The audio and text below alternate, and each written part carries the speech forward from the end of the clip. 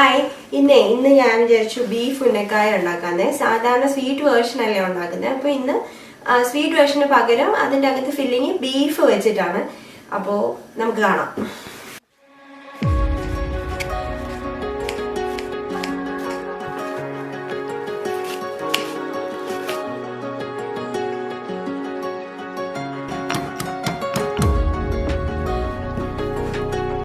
ഇതിനായിട്ട് ഞാൻ എടുത്തേക്കുന്ന ഐറ്റം ഒന്നുകൂടി പറയാം. ഉള്ളി, സവാള ചെറുതായിട്ട് അരിഞ്ഞത്, ബീഫ് മിൻസാണ് ഞാനിവിടെ എടുത്തിട്ടുള്ളത്. പിന്നെ മെയിൻ ഇൻഗ്രീഡിയൻറ്റ് പഴം പുഴുങ്ങി മാഷ് ചെയ്ത് വെച്ചിരിക്കുന്നതാണ്. കറിവേപ്പില, ജിഞ്ചർ ഗാർലിക്, പിന്നെ ചില്ലി.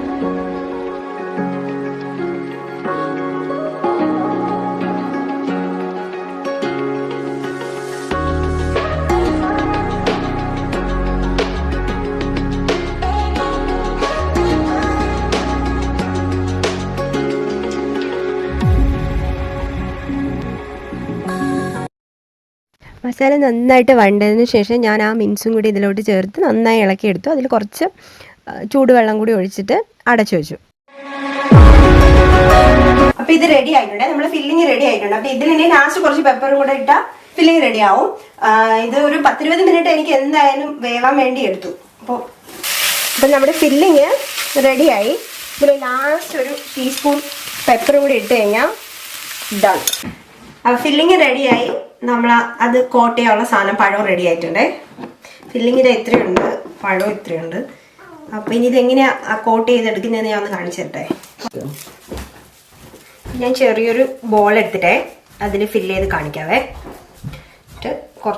വളരെ കുറച്ച് അതിൻ്റെ അകത്ത് ഫില്ല് ചെയ്തിട്ട് അത് ക്ലോസ് ചെയ്ത് റോൾ ചെയ്തെടുക്കാം. അതിങ്ങനെ നമ്മുടെ എല്ലാം കൊഴുക്കട്ടയൊക്കെ ഉണ്ടാക്കില്ലേ അതേപോലെ.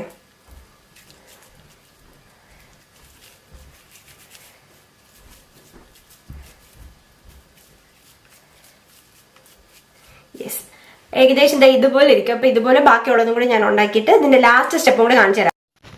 അവസാനത്തെ സ്റ്റെപ്പ് എന്ന് പറയുന്നത് ഇതിന് നമ്മൾ എണ്ണയിൽ ഒന്ന് വറുത്ത് കോരി എടുക്കും.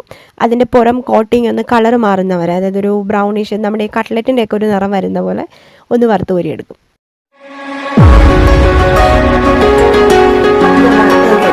ഇതാണ് ഫൈനൽ ഔട്ട്കം. അപ്പോൾ ഒരെണ്ണം ഞാൻ മുറിച്ച് കാണിച്ചു തരാവേ.